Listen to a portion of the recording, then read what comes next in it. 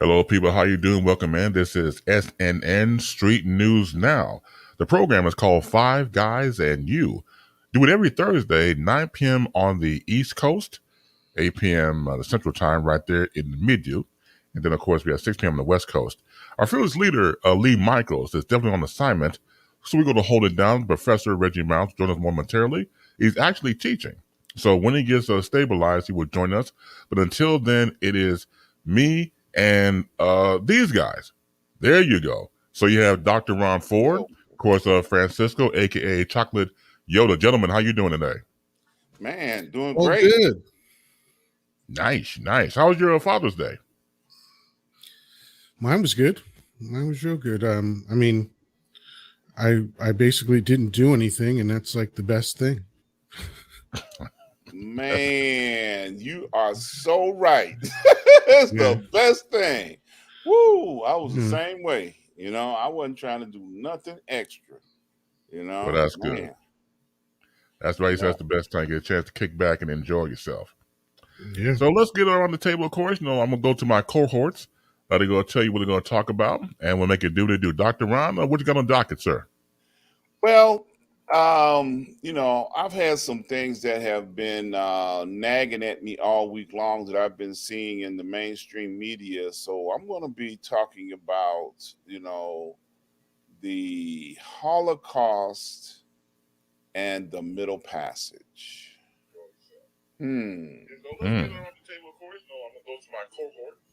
Okay, that works. That works. Looking forward to that conversation, obviously. We all can get into it.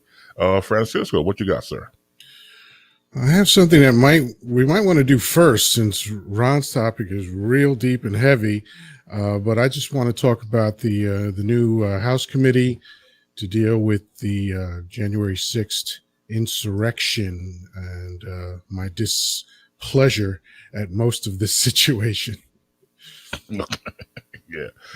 We, as some of you may know, we do like what we call a pregame before we hit. And so, we go over the ideas we want to talk about. And the temperature of the room, depends on the host, where we're going to talk about their topics. So it's very deep and, dare I say, knee deep.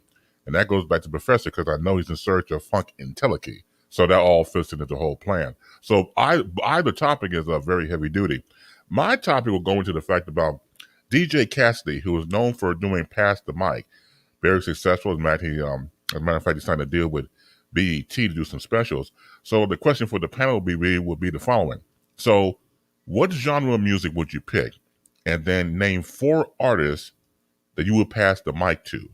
So that's going to be later on in the program. But right now, let's see, we'll flip a coin. If I have one. Let's go with, as Francisco said, they're both heavy duty. So let's start with Francisco with his heavy duty topic. So, we're going to make it do what it do. And so, Francisco, the floor is yours, sir. All right. Well, so Nancy Pelosi announced that there's a new House committee for the purpose of investigating the January 6th insurrection. And it's a good thing that this is happening, but the reason it's happening is problematic to me. It's happening because the entirety of the Republican Party is trying to pretend that the insurrection didn't happen. And they want to label it other things and whatever, call it what you will. What happened is a group of right-wing psychopaths attacked the Capitol building, the capital of America, and they were screaming out and chanting, hang Mike Pence. They broke into offices, they destroyed property, and they killed people.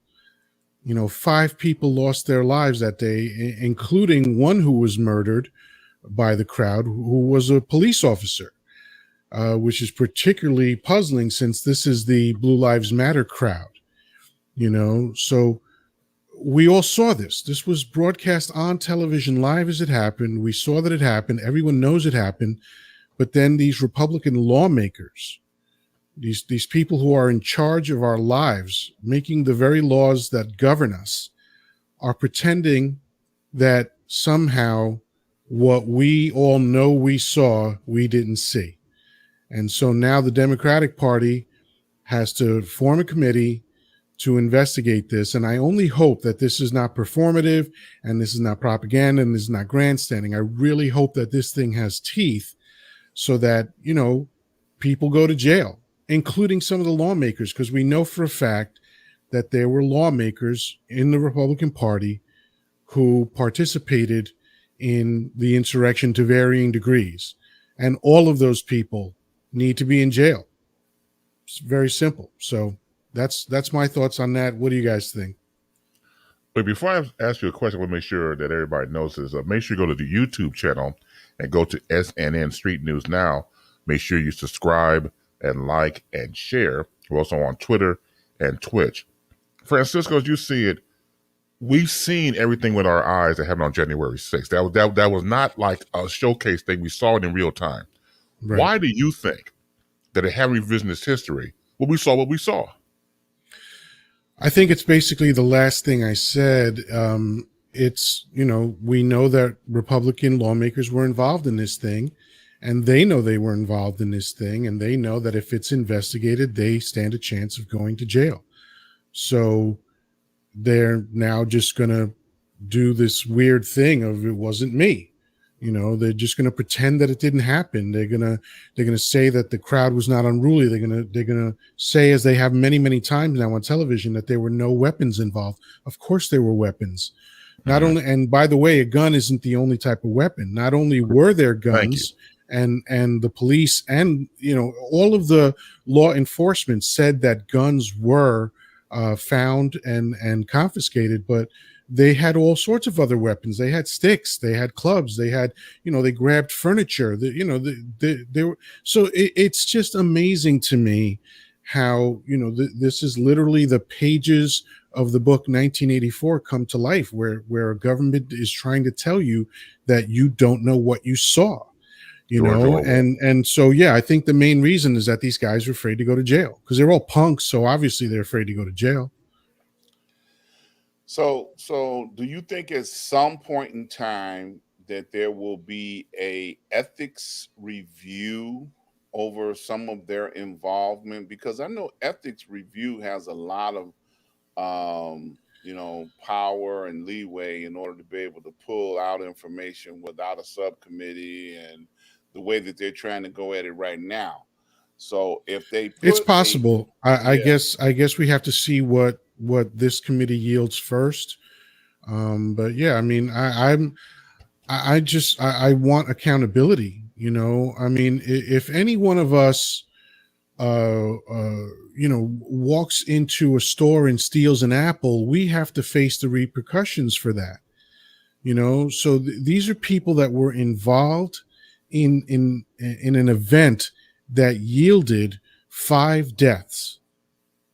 And even if it hadn't yielded 5 deaths, the assault itself was criminal behavior. So, I mean, every way you slice it, these people were dead wrong. They broke the law, and these people need to be held accountable. And very often, wealthy, powerful politicians are not held accountable, but we need to have them be accountable this time. If for no other reason that this assault on democracy simply cannot be allowed to be okay. Yeah, I totally agree. I think they all need to go to jail. And they have been, just as a follow up, they have been putting people in court and giving them convictions as they're finding them out as they go along. But, Yeah. They're But not those are doing average citizens. right. Those were the actual lynch mob that was, Yeah. walking around, executing number 45's will and pleasure. Right.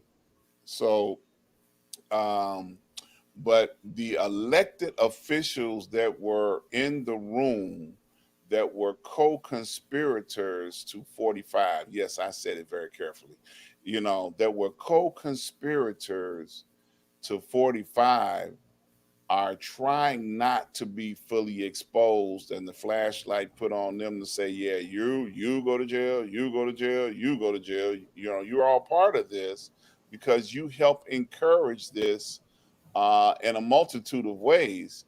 And people are trying to I guess stonewall, sandbags, snow, try to keep it from ever trying to come to the flourishing of an investigation to be fully exposed to the level of involvement that they were involved. I mean, there has been just in media investigations, they have exposed phone calls and things of that nature to people that were in the room. They knew what was going on. So I mean, if the media, which according to the Republicans or the GOP is fake news, have exposed all of their involvements or some of their involvements on different levels, then it goes deeper. How deep we won't know for a while. I think they'll probably do a closed door session. Um, you know, and if they do a closed door session, we might have to wait. What they can seal it for 20 to 50 years or something. That's what they did on the. I Uh, doubt they'll do that. yeah, Right now, transparency is very important. yeah. Well, they did that with previous, closed door Yeah, but investigations. nothing compares to this, though. Well, I'm talking about like with the Kennedy Yeah, assassination. but But the Warren Commission. and Yeah. yeah, well, the Warren Commission was public, but um, in terms of the magnitude of this crime, it really, I can't think of anything that compares to it over the last 50 years. Mm-hmm. Like literally, maybe 75 to 100 years. I cannot think of anything. When you're talking about the handful of presidents that were murdered, that's one individual being killed. Mm-hmm. This was an assault on democracy itself. These Yes. people's goals were to stop the electoral college count. Okay, that, as horrible as it is for these presidents to have been killed, that does not compare to this. Yeah. Yeah. Yeah. You're right. As far as the magnitude of the atrocity, against our, and I hate, I use the word loosely, our government, our way of life as a democracy. There were many socialist companies applauding the fact that, oh, they finally got them. It's going to fall. It's going to crumble. It's not going to be in place tomorrow. Well, to their surprise, we're still in place, so.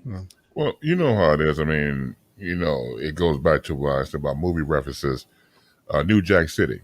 Towards the end, Nino Brown's on trial, and he said, "Look, if I go down, everybody goes down. If they have, which will seriously doubt, of course, if they had a real investigation, a lot of people lose their jobs. A lot of people they would create jails to put them under. So they know what it is. Everybody's in bed with somebody else. So what you do is you lie. You lie, you cheat, you steal. You're part of the Yeah. law firm of Dewey, Cheatham, and Howe, and that's how you operate. I remember that since day one. So why should you change now? Yeah. Yeah, It's just a damnedest I'd have to shame. agree. Yeah. Yeah. Because, whatever democracy that we thought we had showed that day on January 6th, and I hate to go there, but the hell with it, white privilege. Because you and I both know that it was more faces of black and brown people. There'd be headshots. There'd be more violence and everything else, like they did with Black Lives Matter. They are a threat to our society. So again, you have people storming the Capitol, coming on through, as you said earlier, Francis, a very well good point, because you don't see it in the media. A weapon just does not mean a gun. It could be anything else to pick up to try to hurt or maim or kill somebody with. And so you have people taking flagpoles and trying to pierce and stab They people with. bludgeoned a police officer Thank with a you. fire extinguisher. Yeah. It's You crazy. can't overlook that. Yeah. They came. If They you do, came it's a in. slap in the face to the Capitol Police and Yes. really to every law enforcement personnel. I mean, this is what message do you want to send about what America is? I mean, look, I'm extremely critical of America because of the huge difference between the propaganda and the reality. but Hmm. it's got to stand for something. Yeah, I agree. I yeah, agree. Well yeah, put, sir. Well put. yeah, yeah. Dr. Ron, what you got, sir? Ah, now it's my turn. Yeah, that's what I just said. Okay. Well, in Chicago, local news, they had this celebration going on all week of a young lady, 91 years old, who was a survivor of the Holocaust. And, they was celebrating her because her entire life, she was a young lady at one of the concentration camps in Germany, and she survived, and she witnessed her mother getting killed. And everybody was applauding all of her, um, or her efforts to try and keep the Holocaust on the forefront of everybody's mind. And I know a couple of weeks ago, we had a 100-year-old lady to give testimony to the Congress about what it was like to have lived through the Tuskegee, not Tuskegee, I'm sorry, Tulsa, Oklahoma massacre. And I started comparing, looking at them side by side, how they celebrate or how they keep alive the the movement to never forget and to always have someone paying restitution and tribute to the survivors that took place in Germany, you know.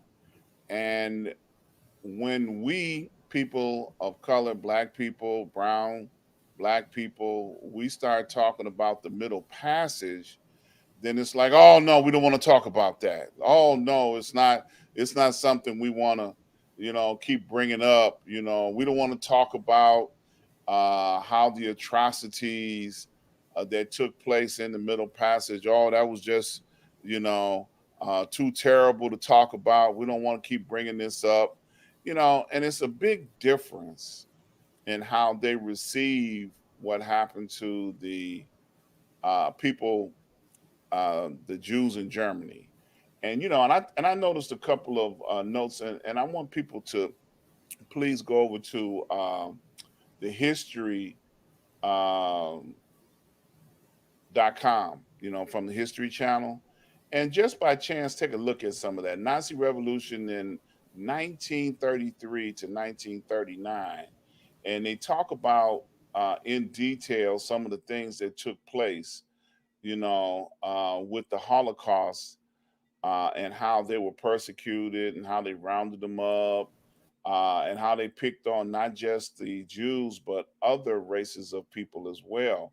And they go into detail, on all the people that were persecuted during this Holocaust or during this uprising, and pointing out that these were, not hundreds of years worth of persecution for these Jews and others that were rallied together, round up, and put into these concentration camps, and the thousands and thousands of people that were murdered and killed because of their nationality.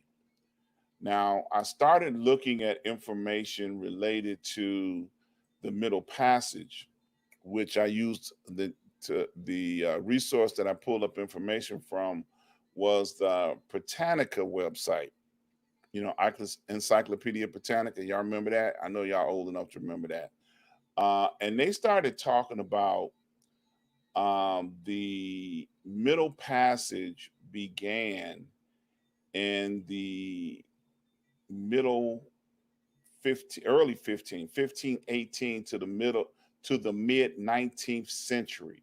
Millions of African men, women, and children made the 21 to 90-day voyage aboard grossly overcrowded sailing ships manned by crews mostly from Great Britain. the Netherlands, Portugal, and France. So these atrocities grossed millions and millions of Black people's deaths. Now, when you start talking about the Holocaust, I ran across a comment that was made about restitution from one of the banks that wanted to make atonement for their involvement with supporting the Nazis. And the comment was made was I'm looking for it now as we're speaking. The bank in Switzerland began to make restitution because they housed and supported many of the German um, financial endeavors, banks in Switzerland. So they said, well, we're responsible. So we want to try and give back some of the, restitution, that we feel is owed because of, our involvement in the Holocaust with the Jews, against the Jews and the people of Europe. Now, um, when you look at what's going on in the Middle Passage situation, every time someone brings up the question, should we be paid some type of restitution? Well, they built America on the backs of Black people. And they say, oh no, we don't owe you anything. So it was kind of disheartening to be able to do a side by side comparison on they, meaning the Jews and their Holocaust experience. When they ask for something or bring up something, it's not looked upon or frowned upon. But when you start talking about the Middle Passage and the atrocities that have happened to the African people that were brought to America, then their whole disposition and their mentality changes.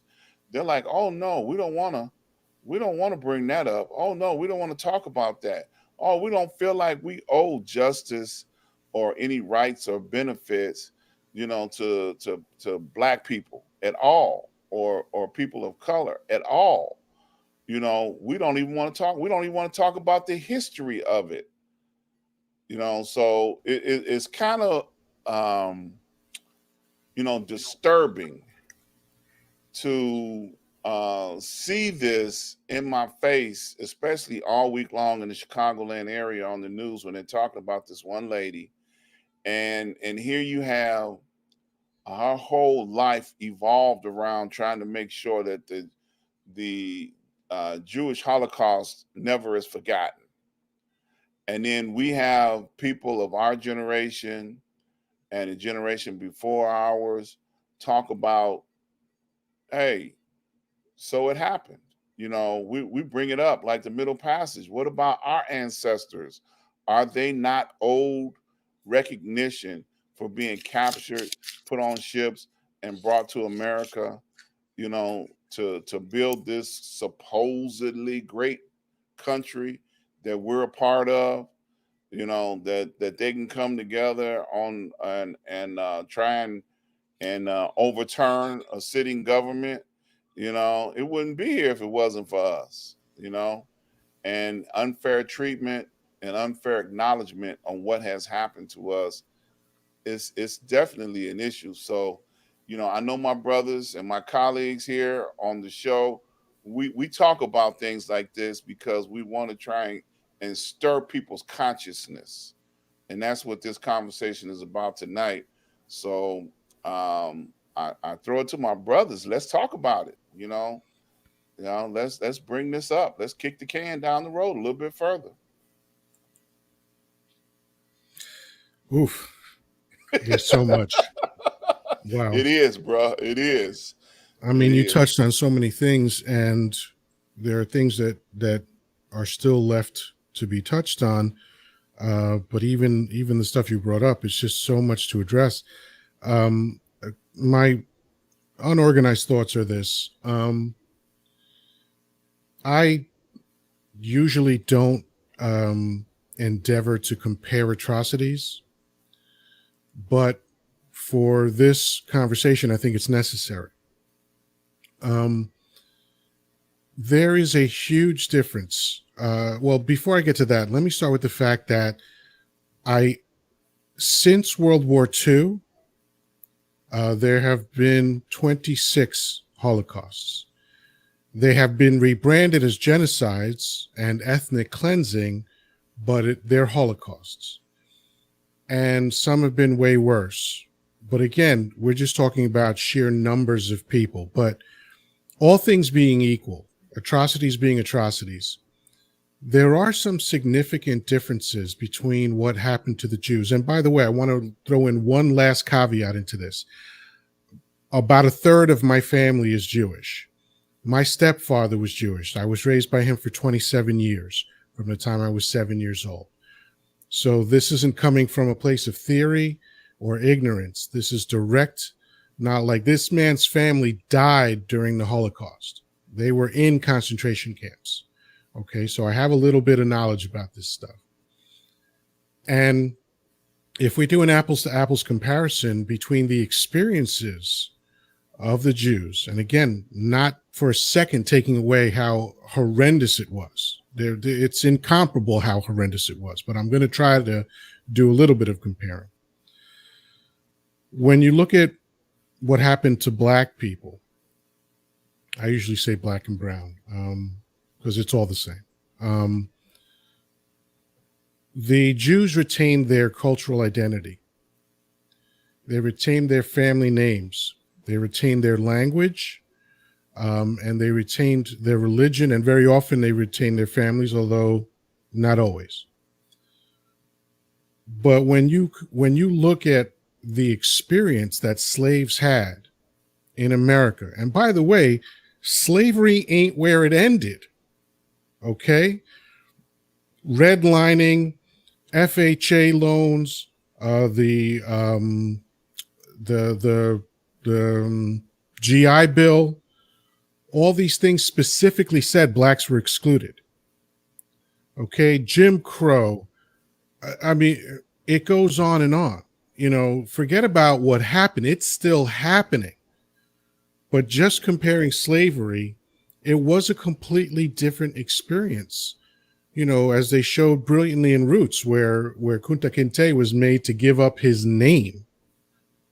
You know, and Roots didn't even get into the most brutal aspects of how slave owners treated slaves, about men raping the males of the family to emasculate the man and shame him and that kind of thing.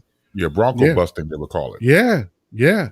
And, you know, I mean, it was a different type of experience. And the last thing I'll cover is the whole question of reparations. America has figured out a way to pay reparations 7 times. I won't enumerate them. You can look that up on your own. But America has paid reparations to various people. Every year, America pays Israel $9 billion. Yep. And Israel is not a poor country. Yep. Okay. So the idea that it's somehow an impossible task or it's unprecedented is absolutely wrong. It's just wrong. There is a way to do it, and it's not the money that's not there. The money's there. Look at what we've seen in the last year. Oh, they just print money when they want to, right? To the tune of over $4 trillion. So the money's there. That's not even the question. The question is of will. And again, the question is of the oppressor trying to accommodate the oppressed. And if people don't like that I call black and brown people oppressed, get the fuck over it. The truth is what it is. Okay, we seem to thrive still, but that doesn't mean we're not oppressed. We're in every enemy territory every single day. And that's just the facts. You know, I mean, we're not living the slave life. I get that. But if you line up all the things, the generational wealth that was taken away from us because we refused home ownership, if you look at the legal system, if you look at almost everything, the justice system, incarceration, all the way down the line, Black and brown people have been oppressed severely for over 400 years. So don't tell me that there's no way to deal with that. That's it. Amen. Well, yeah, amen and a women on that one, man. It's Hold on, Chris. Hold on. Let me just add to what Francisco just said. Not only are we paying money to Israel, we are also paying money to Germany, Japan. Mm-hmm. These are all countries that we had wars against, and we signed agreements to send major amounts of money to these countries. Okay. They have yet not one time offered to send money to the continent of Africa, or because that's the country of origin, or have they offered to take care of our ancestors or the inhabitants of this country who came from those areas for the atrocities against our ancestors. So I just wanted to add that to that. Yes, you are right. America is paying money still in 2021. Okay.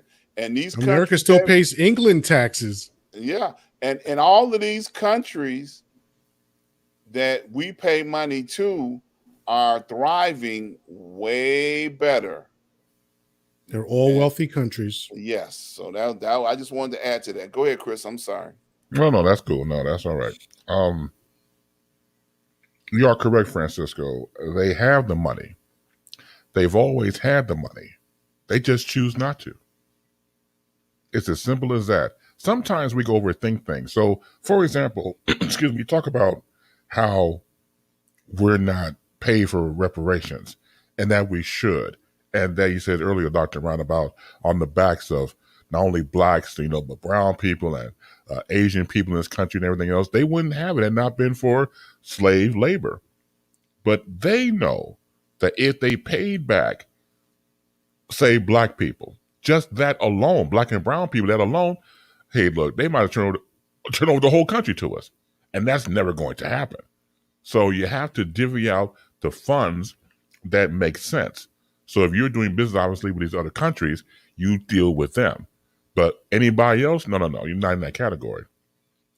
I'm not one to compare, again, like we were saying in the conversation, of murders and deaths and generations, because death is death and murder is murder and wrong is wrong.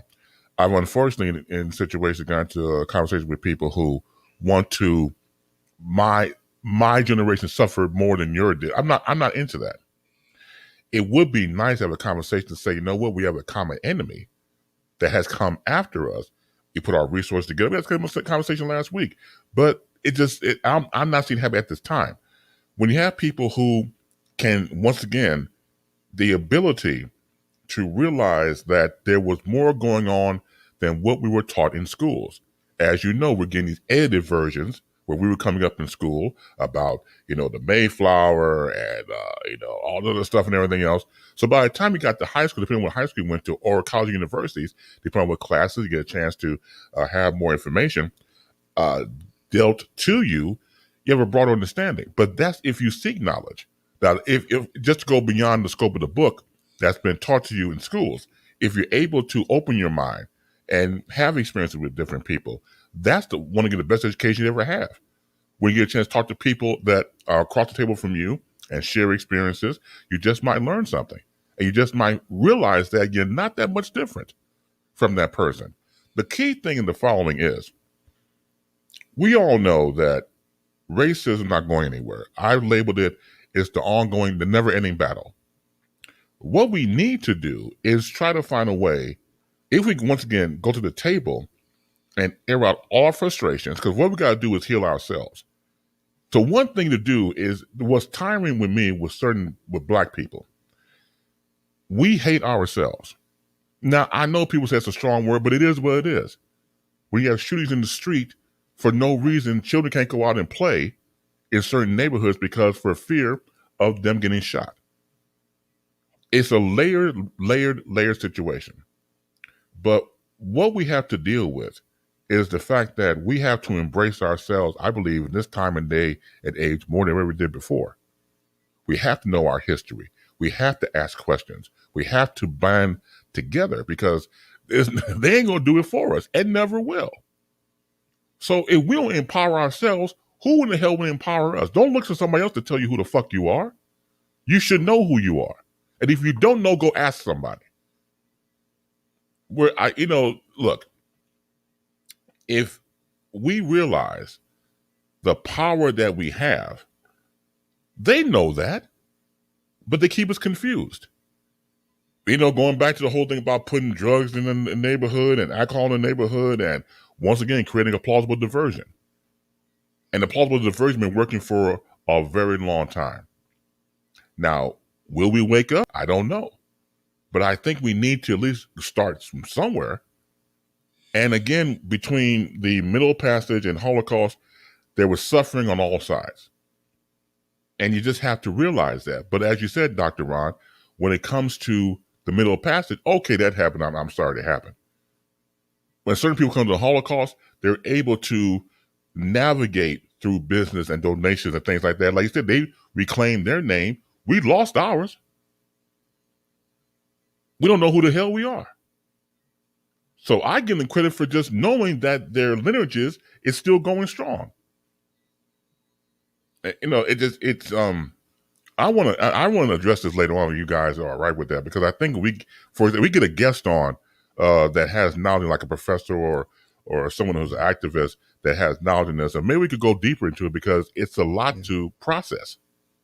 Yeah, agreed. And I think one area that we could start in to address your questions is critical race theory. Mm-hmm. And the very fact that there's so much pushback from Caucasians on this tells you how necessary it is.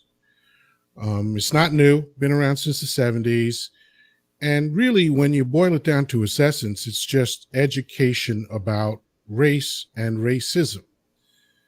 And some people are trying to say that if you want to endeavor to look into critical race theory, that you're somehow racist, which is completely absurd. I mean, again, why is it okay for every other culture to have knowledge of their history? And I don't think history is everything. I'm kind of like Mark Twain, who said, I put no stock in dead people. Mm-hmm. But in the case of the atrocities that were committed against minorities in America, I think part of the way you start to address the idea of learning who you are and your place in the world is by allowing critical race theory to start to be a regular thing, especially in schools. Because, you mentioned the Tulsa, Oklahoma massacre earlier, Dr. Ron, and how many people had never heard of that during their time in school, all the way through college, and some people had no idea that this happened. I don't recall it being mentioned once in the entire time that I was in school.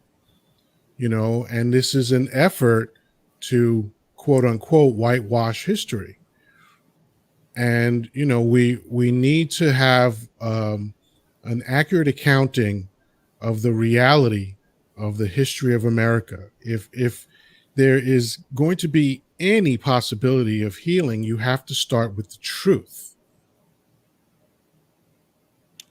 I totally agree. And we said this last week, and I don't want to beat a dead horse.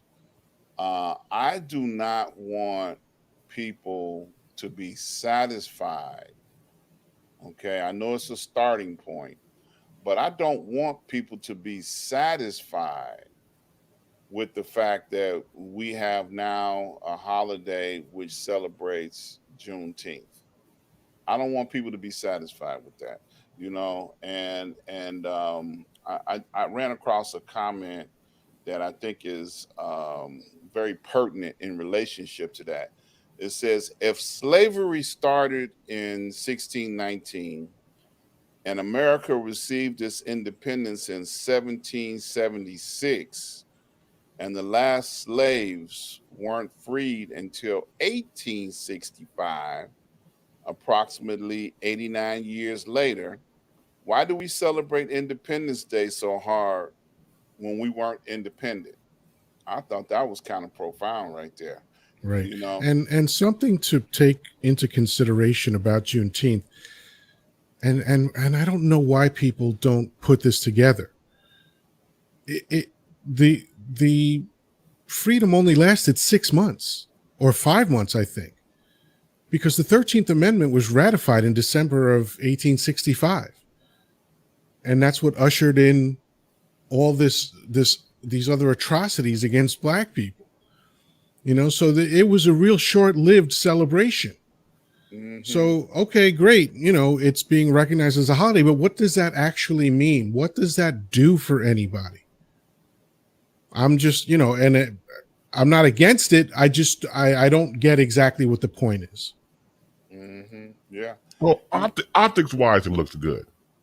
I mean, you For got the whom? president, right? I mean, you know what I'm saying. It looks great. Got the president. You Yeah. got everybody there. You're doing the pen thing. You're passing out pens and shit like that there. So it looks great. It's a feel good moment. But again, it's to pacify. It's to Yeah. say, okay, I know we got other issues that are very serious, but right now, take the pacifier. You're going to be just Right. fine. yeah. So Right. that's all that is. A dog and pony show. It's all smoke and mirrors. Yeah. I would have been far more happier if they would have addressed the injustice on how people of color, black and brown skinned people, are sentenced and mistreated Oh in the man. criminal justice system. If they would have addressed that, I would have been like, man, we're making headway. You know, like you mentioned a little while ago, black massacres at the beginning of the early 1900s, man, they number 20, 25 different massacres all around the same era, all across this country, from Chicago all the way down to New Orleans. And I'm talking about the Rosewood, So many. Memphis. Yeah. Yes, there's so many. I mean, we talked about them last week. And These public lynchings went on for a Yes, long, long time. Right. yes. And I then mean, it and was then what about the ones that are not documented? Right. exactly. You know, we talked about this. When the movie first came out, about Billie Holiday, being persecuted by the federal government, for singing a song about lynching in the South. And it all came about from her witnessing lynching when she was going through the South to perform. And it touched her so much that she created a song about it to bring awareness to it. So every time a person, tries to bring awareness to the injustices of us, our ancestors, then they bring down the whole raft of the federal government, local government, everybody. They get in an uproar about it. You know, and I want to say this because I know the title of my introduction was, the Holocaust against the Middle Passage. I am by no means trying to minimize or, you know, make anything small about the atrocities that happened to the Jewish people, by no means. But I also want equal opportunity to be able to talk about the atrocities that have happened to my ancestors. My grandfather did, he was from the Bahamas. He was one of those slaves that got dropped off in the West Indies. And my grandfather did where they go back and trace where you came from. Right now they do it on the computer. Where he did it the old-fashioned way. And he found out that his ancestors were shipped from Ghana, West Africa, and that was, you know, something that he was able to find out, and he shared with the family. So the region of Ghana, West Africa, which I know they had a Portuguese slave castle there, what they shipped slaves from out of Cape Coast, and I've actually been to Cape Coast to see that slave castle, and it still stands to this day. It's a tourist attraction, but it's not getting the equal opportunity to be able to talk about it and exposure, you know, that we should be able to do. You understand what I'm saying? We should be able to talk about it without bringing down the wrath of the FBI, the Secret Service, the Treasury Department, IRS. Oh, we got to look into him because he making noise. You know what I'm saying? So, you know, I'm never going to give up on this, you know, because I realize it's something that somebody got to sound the horn. Somebody got to talk about it. Okay. And maybe somebody will hear, like Chris and I were talking about earlier. Somebody can hear what we're saying and understand. Oh, man, he's passionate about that, you know, because it's something to be passionate about. No, I'm not happy about a Juneteenth celebration. You know, no, I'm not. Okay. No, I'm not. Okay. You know, I'm not happy about a flag. No, I'm not. Okay. Yeah, So and I want to just throw in one last idea to put slavery in America in perspective. It ended in 1865. That's 156 years ago. The average lifespan of a human right now is 78 years. That means it's 2 humans ago. It's not ancient history. mhm, It's 2 people ago. right. You know, and this is something that started in the early 1500s. This atrocity towards us, something to make you go, you know. Well, you know, Dr. Ron, you talked about, you know, Billie Holiday and Strange Fruit and writing the song and because of what she witnessed. And then, of course, the investigation towards her. One person always can make a difference.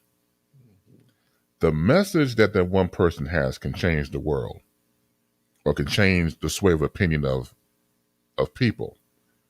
You parallel that to Malcolm X. As we saw that in the documentaries, the recent one that came on a while back on Netflix, Who Killed Malcolm X. When you look at how he was able to touch many people through being in Harlem or being on TV, I credit him for really knowing about sound bites. So back in the day, you see him on radio or TV, he knew what to say in the amount of time he had. If it was a half hour, 30 seconds, 15 seconds, he knew how to make that message count.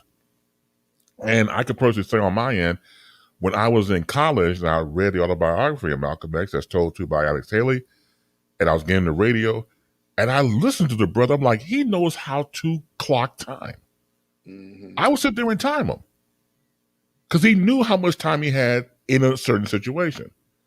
And in a documentary, they were saying that he was able to sway the millions of black people, just him by himself.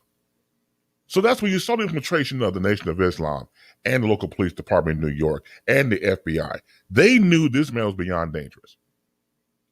It can only take one person. Yeah. But when these people speak, depending on the message, we have to listen.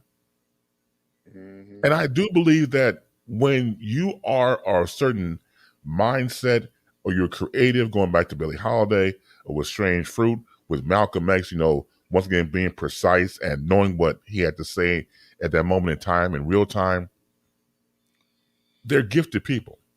Not everybody can pull that off.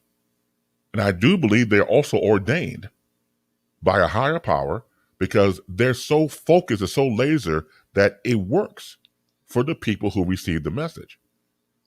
So these are examples that we have to realize, like what Francisco was saying about the numbers of slavery and time and everything else. Not that the average bear doesn't know that. But if you once again seek knowledge and get better at it, it can only benefit you as an individual. So you can teach somebody. Not to be a big mass of people, it be one-on-one conversation. So that alone goes back to how we embrace information and how we process it and then how we talk to others with it. It takes one, and then one to the masses. Mm-hmm. And then we have to counteract the titles they put on people like Malcolm X. They made him an angry black man, just like Right. Farrakhan. He's an angry black man.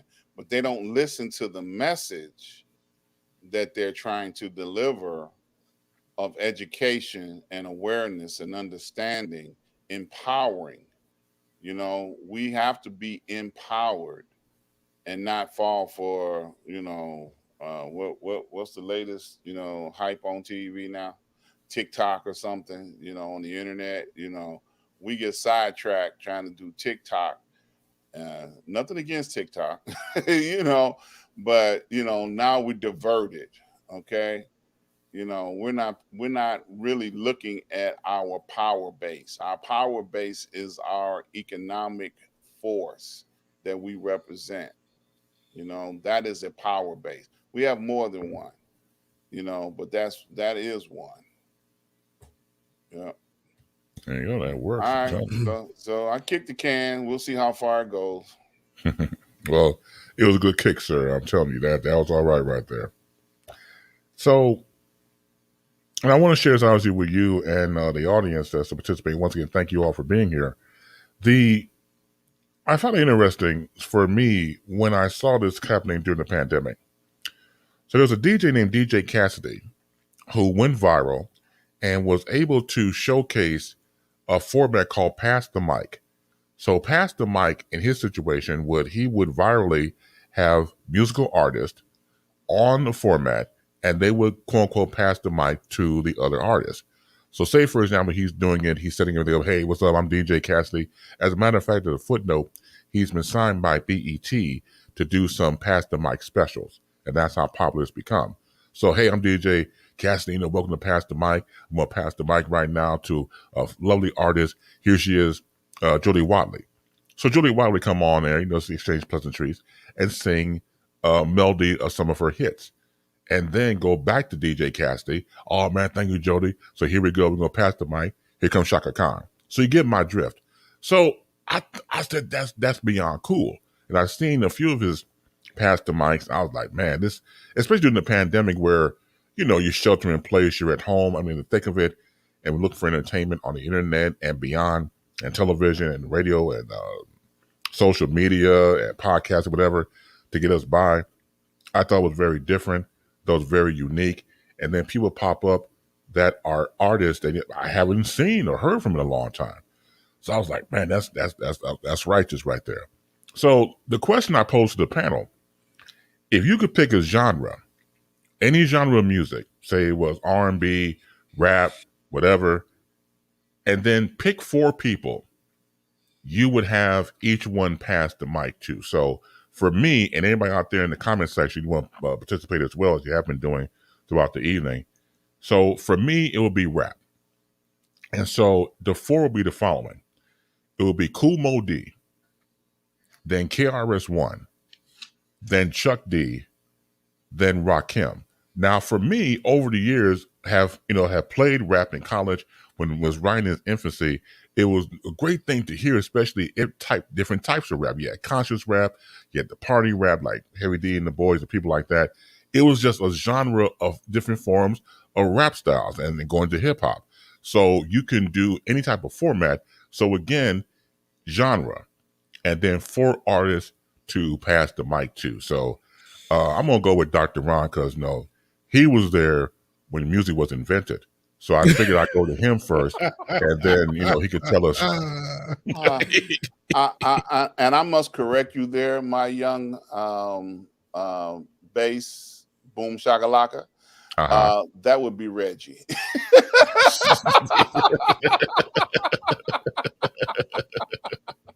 I was not there on that Sure, grateful day. Okay. sure, okay. All right. You tell us you somebody know, don't know you. All right.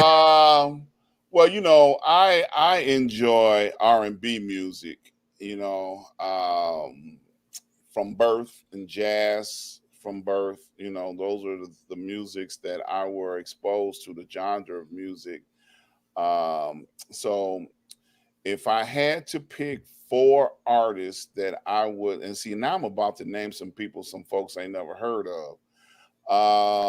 Of course, I'm going to name Luther Vandross, and then I'm going to name Walter Jackson, which is a Chicago legend, smooth balladeer. Um, and of course, I'm going to go with Shaka Khan because she's a Chicago favorite. And I'm thinking that I would probably go with a group like the Dells, from Chicago as well. Now I know who would battle who. It would be hard. I know Walter and Luther would probably go good against one another, but Shaka Khan and Rufus, would probably not go good against, the Dells. But I mean, hey, those were groups I would just enjoy listening to. And I know that's not on the same format as the Verses had established themselves under.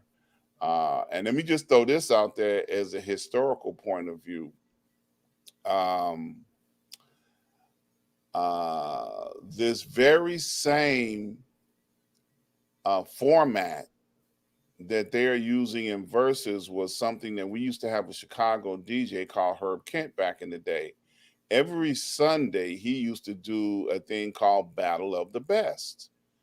And it was under the same format as what Versus is, where you would play your selection against somebody else's selection, and then the public would vote on who won. So that's my choices. I just threw those out there. Nice, nice. All right. Yoda, what you got, man? Definitely R&B for me. I'm a big fan of female R&B singers. I would probably start with Sade. I wouldn't look at this as a competition. I would just, just sort of passing the mic down. So I would start with Sade because I think she's ethereal and not of this earth.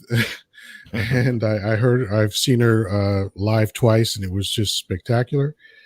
I think she would probably hand the mic to Anita Baker, easily one of the greatest R&B female singers of all time.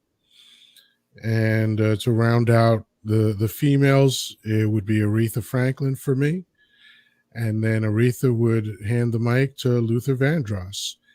And as I recall, Walter was Luther's favorite singer. Is that correct, Ron? Walter was Luther's favorite singer. Yes. Walter Jackson was, man, he was one of the smoothest balladeers that you ever want to hear. I used to work with him back in the day, and to see him, man, he would be so smooth, man. He would just like silky smooth, man. He would just like sing, man. Girls would be throwing everything on the stage, shoes, socks, pantyhose, wigs, weaves. And I don't even think weaves was invented yet, but they was throwing it on the stage. Sounds like an awful show, but Hey, for the guys, we sitting in the back talking about he ain't going home with now one of y'all. Yeah, but he was really, really a great singer. And I don't know if many people know this, or probably you guys know this, but Luther used to sing background for Roberta Flack, and she was an outstanding singer as he sang well. backup for a lot of people. David Yeah, Bowie was one of them. yeah, He sang commercial jingles. He did all sorts of stuff before he broke big. yeah, yeah. And Roberta fired him so he can go do his own thing. She's like, "You're fired. You're too damn good to be my background singer." Yeah, that was a story in the business that circulated around. Yeah. Yeah. And by Yeah, the way, the last thing I'll say about Luther is that when I saw him live twice, both times he sounded better than the record. And that is so rare. Yeah. It's so rare for a singer performing live to sound better than his recorded material. But he was truly amazing. he was truly an entertainer. Yes. That guy was, man, he was smooth, brother. He was smooth as well. You know, he would sing a song, man, and it make no difference whether it was Big Luther, Little Luther. It didn't matter. This guy, because people make the distinction. Well, was it Big Luther or Little Luther? Had the Uh, same voice no matter what. yeah, he Right. was, man. He was outstanding. And Sade, I like that choice. Sade, she was outstanding as well. She could sing her heart out, man. And Aretha, you can't even talk about Aretha. That's just, man, top shelf stuff there, my brother. Yeah, Yeah. Good yeah. stuff. I mean, Now when you talk, I don't know enough about hip hop, bro, so I can't elaborate on any of your choices. no, don't worry about it. I got it covered. No, Uh-huh. that's what makes it cool. We got different genres going on. The thing about it also, what you mentioned about Luther, I'll never forget. Luther was on Arsenio Hall's show back in the day. And so Arsenio asked him, when you get in the mood, we put on Luther, for example, to get the party started, get the mood and the ambiance going and love making going. Who do you put on to get you going? Luther said, I put me on. And you bad, man. When you start playing your own music in the background of your home, Sounds man. right. That's Sounds that's right. beautiful, man. Hey, I love it. I That's love it. good stuff. Well, let me ask you. So, what is it about music that touches you? So, for example, I'll go with Dr. Ron and go around the board. When you hear a certain artist, what is it about him or her that really touches your soul? Music and the lyrics of the music tell a story. At least R&B did, and the story that it would tell would touch your soul. It would make you reach back, and stir your innards, as they say, and give you that, like, man, ooh, I love this. This feeling that you feel, makes you wanna. It stirs you. It stirs you up. So I've been stirred many times before in my lifetime, and it all has something to do with music. you know. So, Mm-hmm. and it's just, it's interesting. Me and Lee were having this conversation one day about a song, and when he first listened to the first, 30 seconds of it, he said, "It's a hit." I was like, "Really? 30 seconds? He ain't even got to the lyrics yet, and you say it's a hit." But his ear was tuned to hearing something that he know could move people, and people can get behind and make them feel, good about what they're hearing. And I say good music would do that.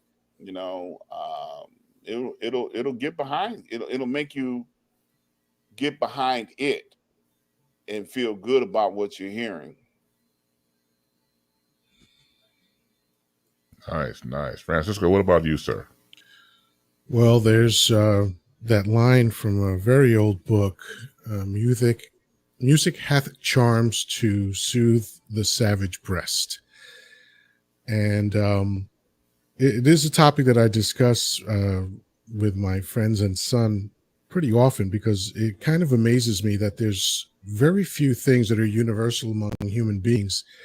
Violence is one, love is one, and music seems to be the other.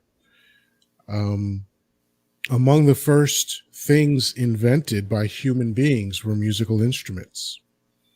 I mean, appropriately, it was weapons of war first, but aside from tools for hunting and tools for killing other humans, then came musical instruments. And also, I make note of the fact that you don't ever have to teach someone to love music. Infants are moved by music, you know, and I am very connected to music. Music changes my mood.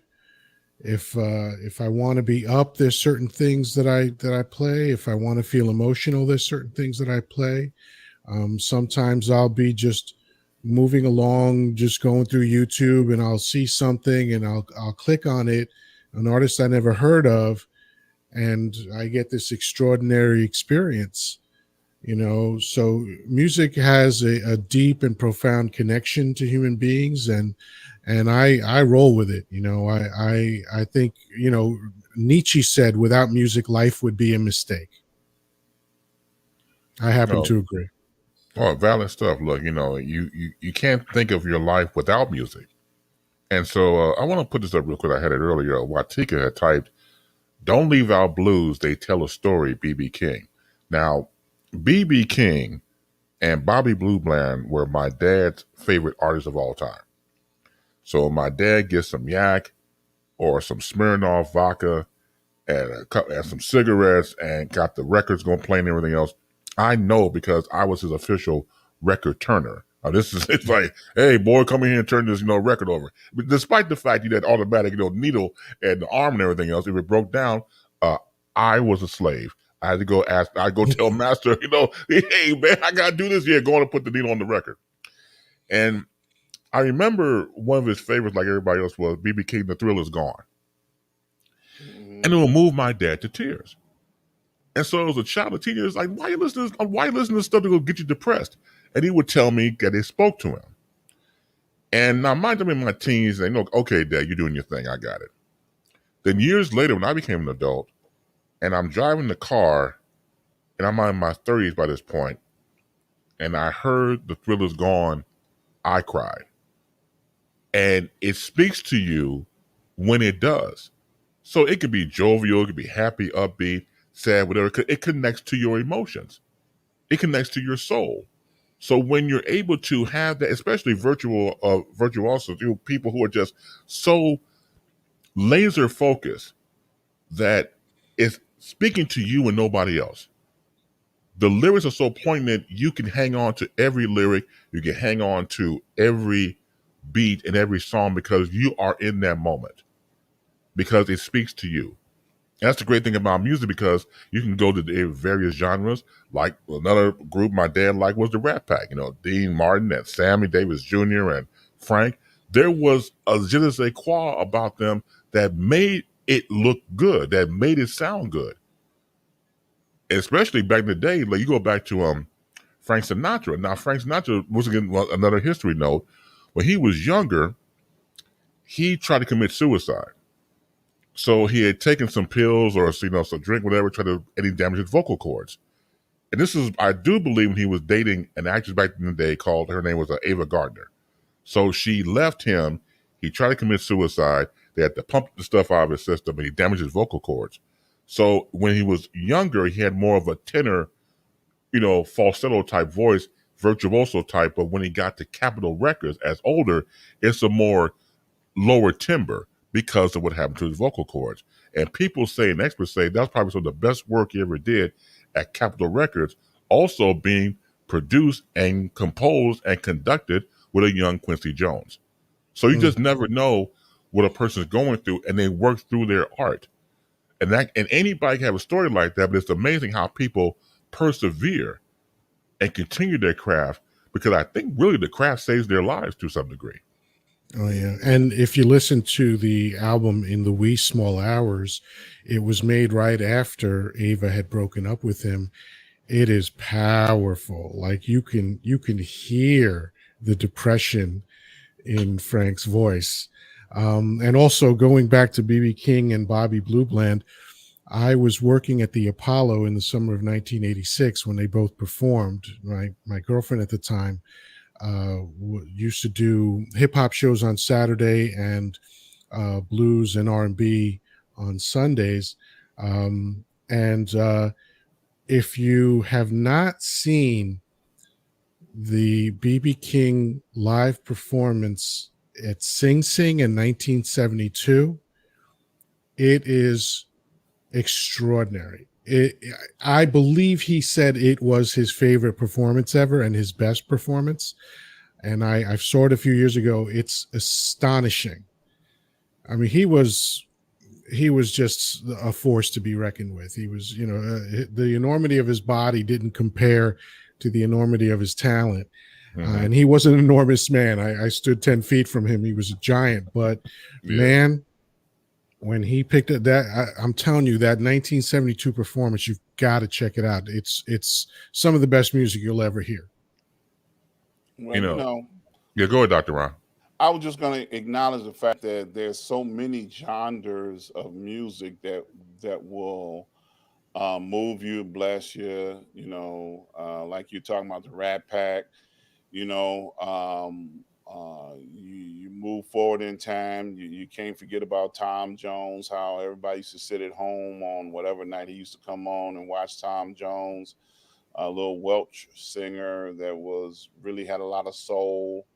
And there were others, like I mentioned the Dells. There were many groups like the Temptations, the Four Tops. When you start talking about the legends of music, the Shy-Lights, you cannot omit, five-part harmony from being, soul stirring. Okay, it stirs the soul, and it was all good music. I've had the opportunity to work with like the Dells. That's why I mentioned them. And one of the longest recorded notes in history at that time was Marvin Jr. When he sang that song. So man, it's just so much history. And then I just saw somebody said something about Marvin Gaye. You can't leave him out. Marvin Gaye was definitely a outstanding singer. Stevie Wonder. I mean, it's just so many. And then Michael Jackson. He had outstanding music as well. Even when he was doing his solo stuff, working with Quincy Jones. So it was so much music that spoke so much, volume into. I think I used to hear a comment, the music of our life. I think Herb used to say that quite a bit. This is the music of our life. Wasn't that a Herb Kent saying? That was a Richard No, no, McGee. no. Yeah, Richard McGee. Okay, my bad. That's all Wrong, right. wrong DJ.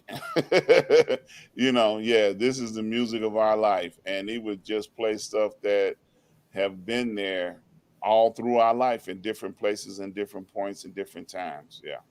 So, yeah, I just Yeah. wanted to bring Oh that yeah, up. Herb Kent, Richard McGee, classic Chicago disc jockeys and beyond, who just set the pace. And I wish our fearless leader Lee was here, because when I got the topic, I thought about him, because Lee has been pretty much the Forrest Gump of the Temptations. I'm listening to. I'm the messenger. So Lee was telling me, this is the guy that told me that he was there at Motown when the Temptations were being formed. For example, David Ruffin came into a rehearsal and forgot his glasses. And Lee was like, "Here, take my glasses." And the glasses you see on David Ruffin, Lee claims that it was him.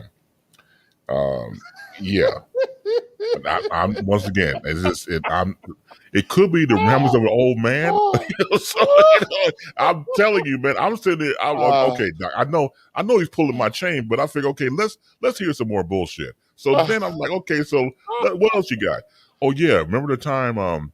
He said, remember the time they were performing in Detroit, and one of the Temptations got sick, so Lee had to go backstage with the mic and pretend and have old boy lip sync while he was sick.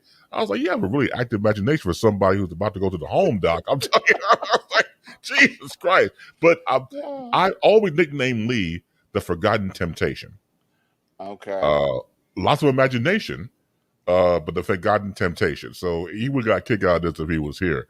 Because let him tell it, he was the sixth Temptation from Motown.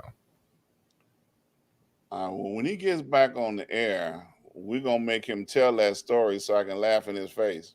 Sure. Sure. Absolutely. Yeah, you get a kick out of it. He can talk that shit, man. Oh yeah, definitely. Yeah. Oh yeah. I think it's the best music of your life. Correct. And Yeah. so it's amazing how music touches us. And once again, you can't think of your life without it. I mean, if you people out there have Alexa or something like that in your home, and you ask Alexa to sing a song or to get a play and everything else, it makes you feel good, keeps your day going. Accessibility is great, man. I'm telling you. Oh, so man, we come to the end. I hope the professor was trying to get on, but I think he probably went home and crashed.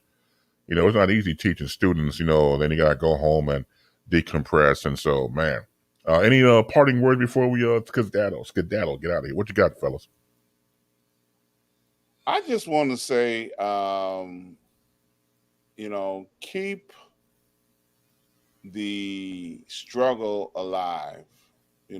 Black and brown people, we got a long way to go and we got a lot of work to do. So don't give up. Keep the struggle alive. Okay. Where it's a relay race. Each generation takes it so far and they get it further down the road, a little bit further down the road, get it further down the road. We got a long way to go, So let's just keep the struggle alive. Well, language is very powerful. For instance, I'm not interested in an anti-war rally, but I am interested in a peace rally. I'm not interested in fighting racism, but I am interested in supporting inclusion. So I don't want to keep the struggle going. I would rather begin the ascension. And that's my advice to the next generation is ascend.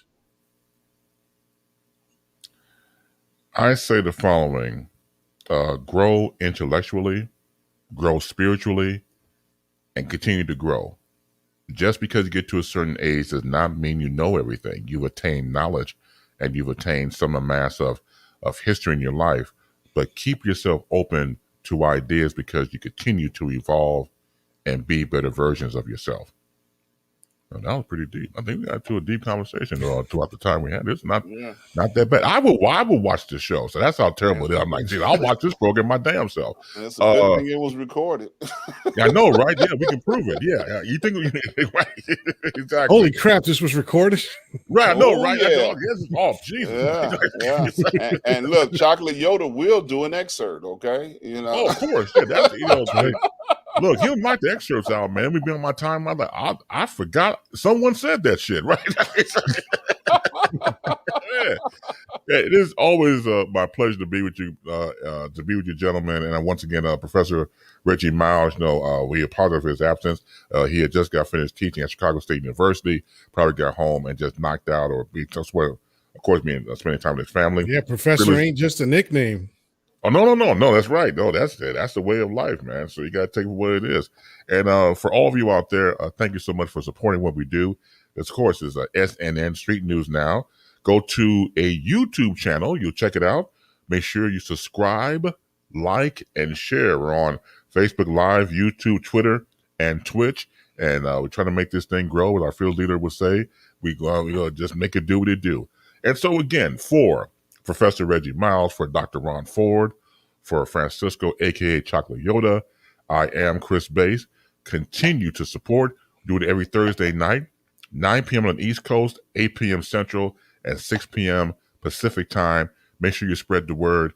If you don't like anybody and they get on your nerve, tell them too, just to piss them off, that this program airs every Thursday evening.